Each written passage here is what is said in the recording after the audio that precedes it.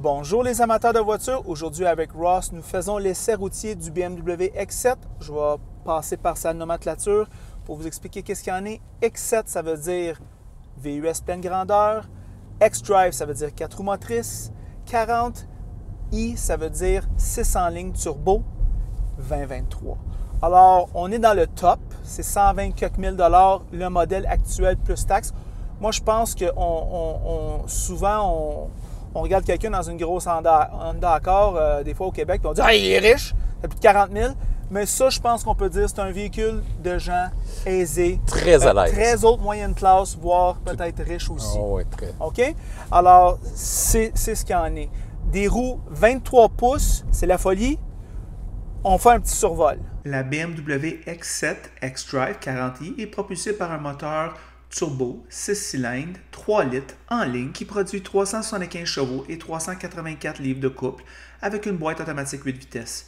L'économie de carburant est de 11,3 en ville et 9,5 litres sur l'autoroute, ce qui est pas mal incroyable. Une clé numérique est disponible appelée Comfort Access avec votre téléphone. Il s'agit d'un VUS pleine grandeur, 7 bancs sont de série, 6 bancs sont en option.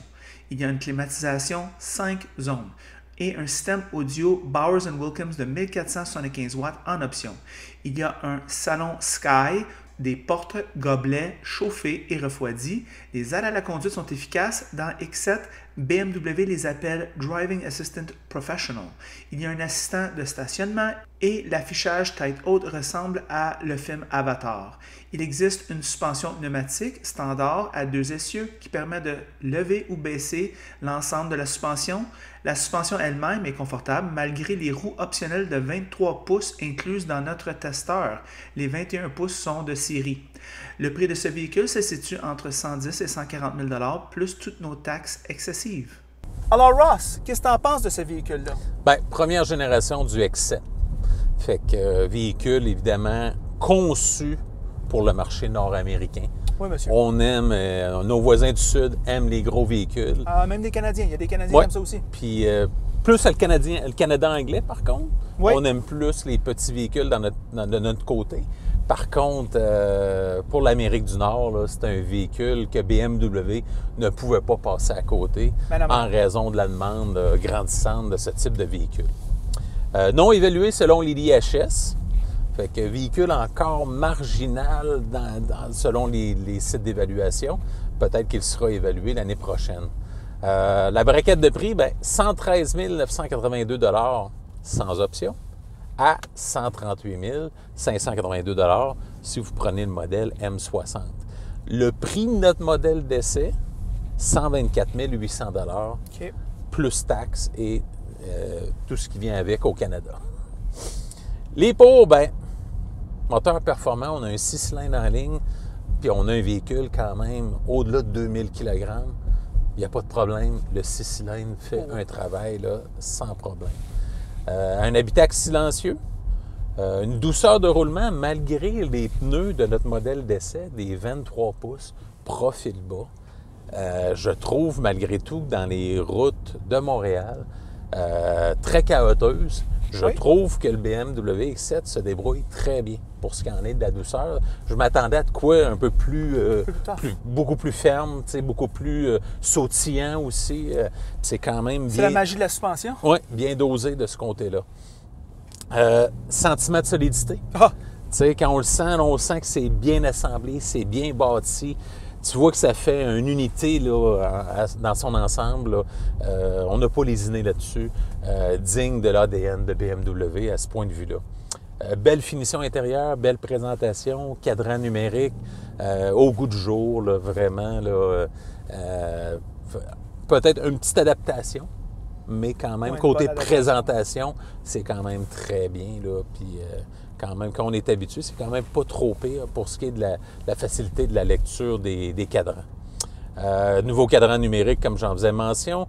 Capacité de remorquage qui n'est pas négligeable à 3402 kg, ou si vous préférez, 7500 livres. Fait qu'on n'est pas habitué, de la part des véhicules européens, d'avoir une capacité de remorquage aussi élevée. Fait que, encore une fois, BM a bien étudié le marché parce que c'est ce que les gens recherchent lorsqu'ils achètent un Chevrolet Suburban, des véhicules plus gros, mais un Yukon, un Navigator, ces véhicules-là ont quand même une capacité de remorquage qui est quand même assez élevée pour tirer tous les jouets de cette catégorie de gens qui achètent ces véhicules-là. C'est des gens qui ont travaillé très, très, très fort. Puis en anglais, on dit « When you work hard, you play hard ». Fait que c'est ça. Fait que pour avoir tous les jouets là, à l'arrière de ce véhicule-là, ben, vous êtes capable, vous n'aurez pas trop de compromis avec le BMW X7 de ce point de vue-là. Les comptes, bien, facile à tourner. Par contre, le rayon de braquage est quand même assez grand. OK? Coût dispendieux des options, mais comme tous les véhicules allemands, puis je pense que maintenant, c'est plus exclusif aux Allemands. D'autres constructeurs ont dit « Tabarnouche, c'est une bonne idée, on va faire de l'argent. » Fait que c'est moins une bonne idée pour les consommateurs, mais pour les entreprises, pour les manufacturiers, c'est très bien. Là, ici, on a un véhicule utilitaire sport pleine grandeur, mais disons, c'est pas un pleine grandeur aussi spacieux que, disons, les grands Américains. Fait que la troisième rangée là, est vraiment là plus pour dépanner. Les enfants. C'est plus pour des enfants. Ou plus pour des enfants ou des petites personnes. Et puis, la plupart du temps, les gens vont rouler avec la banquette arrière rabaissée pour avoir un espace coffre qui est quand même acceptable. Bon. Prix élevé, évidemment, à 124 800 $, là, comme tu dis, il faut être très à l'aise financièrement là, parce que c'est quand même un véhicule là, qui va coûter quand même cher à la location ou à l'achat. L'entretien, évidemment, ne sera pas à bon marché. On n'est pas dans la sphère d'un Toyota Camry ici, c'est quand même très dispendieux. Poids élevé, comme j'en faisais mention durant notre entrevue, évidemment, bien, c'est ce qui se répercute là, sur la consommation de carburant. Mais ça a l'avantage d'être un véhicule qu'on sent la solidité. Oh oui. Fait qu'il faut quand même... c'est le prix à payer. C'est le prix à payer, exactement. La concurrence, bien, évidemment, on peut penser à un Cadillac Escalade. On pourrait penser à un Chevrolet Tahoe, un GMC Yukon. On pourrait penser à l'Infiniti QX80. OK. Jeep Grand Wagoneer qu'on a déjà essayé, qui est peut-être arrivé 10 ans en retard, probablement qui aurait été plus à propos là, il y a 10 ans avec le prix de l'essence, mais nos voisins du Sud dictent un marché un peu différent du nôtre. Là. Oui. Lincoln Navigator, on peut penser au Land Rover Range Rover, qui est aussi très en demande. On pourrait penser à un Lexus LX. Mercedes-Benz GLS. Fait que, comme tu peux voir, là, il y a des joueurs très sérieux. On pourrait inclure également un Audi Q7 à la rigueur. C'est un peu ça pour ce qui est de la concurrence. Fait que, quelles sont tes premières impressions sur le BMW X7 xDrive 40i 2023? Bien, BMW livre la marchandise. Ça fait des décennies qu'ils livrent la marchandise. Ouais. Moi, là, quand je veux avoir... quand j'ai besoin de en vieillissant, on a besoin de très peu de pixels d'information pour saisir les gens. Ouais. Puis là, quand moi j'entends dire « Ouais, mais il achète ça pour la marque, là, puis ça à part de ça, ça vaut pas grand-chose d'autre que ça, mais je sais, je fais affaire à un pense-petit. » Oui, c'est vrai, la marque, elle a quelque chose à voir, mais est basée sur l'excellence à travers les décennies. Ouais. C'est de même que tu te construis une réputation. Il n'y a pas d'autre façon de faire. Là. Ça prend du temps à construire un nom. Oui. Ça prend pas beaucoup de temps pour détruire un nom. Et BMW, il manque rarement la cible.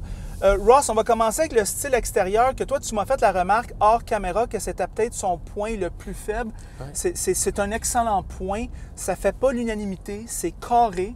On ressent l'avantage de ce style-là à l'intérieur, mais néanmoins, je te dirais que tout est une question de goût. Mais je vais dire, on ne verra pas ce véhicule-là dans le futur James Bond. C'est sûr que non. Puis c'est surtout aussi avec l'avant qui est muni de plus grosses grilles. C'était plus discret avant chez BMW, un peu plus de sex appeal. Puis là, peut-être qu'on l'a perdu un peu de ce point de vue-là. C'est difficile d'être joli quand ton nez n'est pas joli. Oui. OK? T'as beau avoir tout le reste comme il faut, mais si ton nez ne fait pas l'unanimité, t'es pas belle. Ouais. C'est plate de même, la vie est faite ainsi. Fait que pour l'extérieur, il y a ça. Imposante. Oui.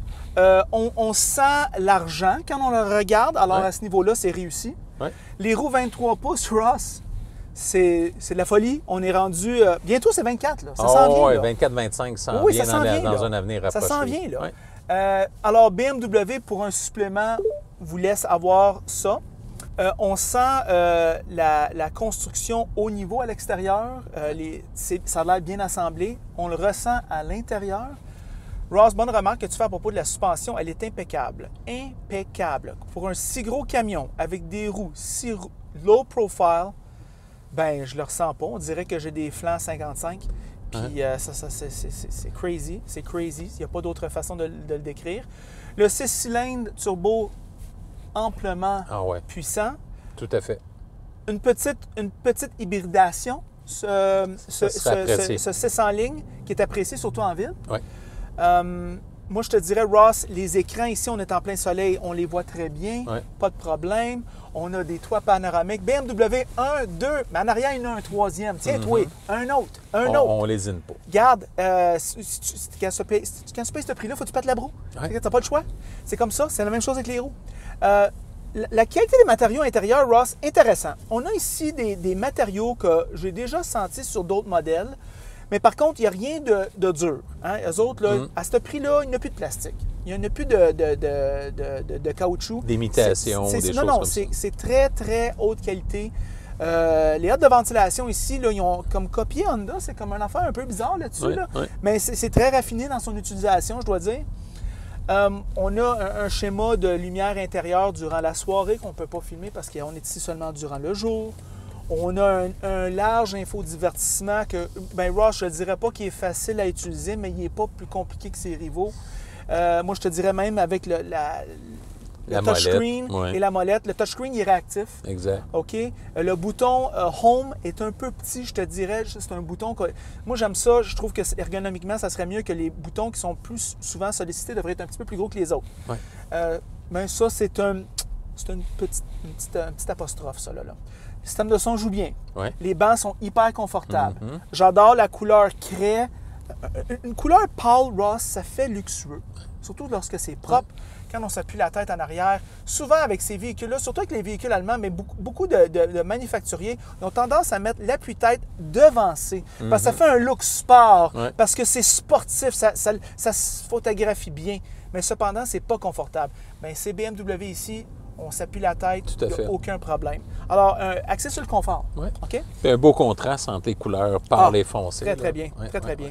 Le volant M est parfait, Ross. C'est toujours le meilleur volant dans toute la catégorie. Ross, ici, là, ça se prend tellement bien.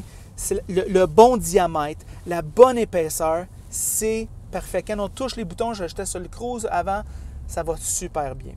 Alors, BMW qui livre la marchandise au niveau du luxe, quelque chose que je pense que les gens qui payent ce prix-là vont apprécier. Alors, BMW fait un excellent produit. Et puis, parce que quand je dis BMW, il écoute. Alors, BMW qui fait un excellent produit. Moi, je te dirais que c'est très rehaussé. On a peut-être tendance, on va acheter un Infiniti QX équivalent.